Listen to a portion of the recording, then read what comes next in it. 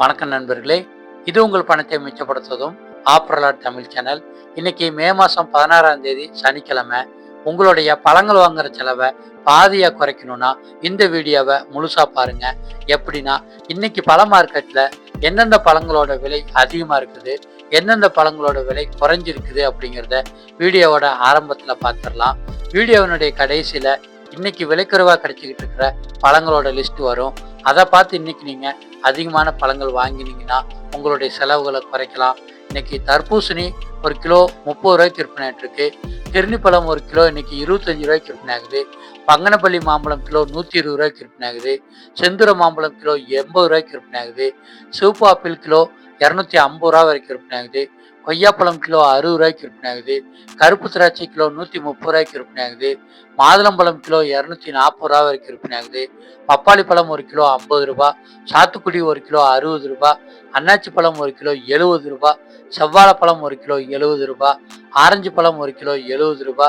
Kiwi ஒரு kilo 180 ரூபா. Dragon பழம் ஒரு கிலோ 150 ரூபா.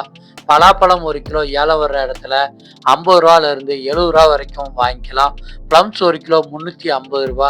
பேரிக்காய் ஒரு கிலோ 220 ரூபா. நேந்திரம்பழம் ஒரு கிலோ 55 ரூபா. ஏலக்கி வாழைப்பழம் ஒரு கிலோ 55 ரூபா. பச்சை ஆப்பிள் ஒரு கிலோ 200 ரூபா வரைக்கும் விற்பனை ஆகுது.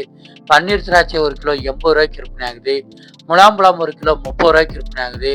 மல்கோவா மாம்பழம் ஒரு கிலோ 180 ரூபாய்க்கு விற்பனை ஆகுது. ஸ்ட்ராபெரி பெரிய பாக்ஸ் 410 ரூபா. சின்ன பாக்ஸ் 90 ரூபாய்க்கு விற்பனை ஆகிட்டு இருக்கு. அடுத்ததா இன்னைக்கு நம்மளுடைய பழங்கள் வாங்குற செலவை பாதியாக குறைக்கிறதுக்காக விலை குறைவாக கிடைச்சிக்கிட்டு இருக்கிற பழங்களோட லிஸ்ட் என்னென்ன பார்த்துடலாம். இந்த பழங்களை இன்னைக்கு அதிகமாக வாங்கிக்கலாம்.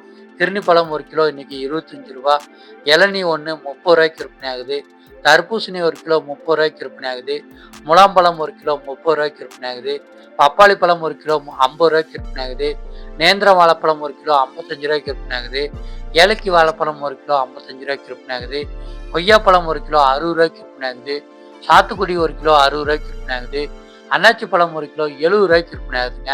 இந்த 15 வகை பழங்களை இன்னைக்கு உங்களுடைய கடைக்கோ, கேண்டீனுக்கோ, ஹோட்டலுக்கோ, வீட்டுக்கோ, வியாபாரத்துக்கோ அதிகமாக வாங்கி பயன்படுத்தினீங்கன்னா உங்களுடைய செலவுகளை கொஞ்சம் குறைச்சிக்கலாம்.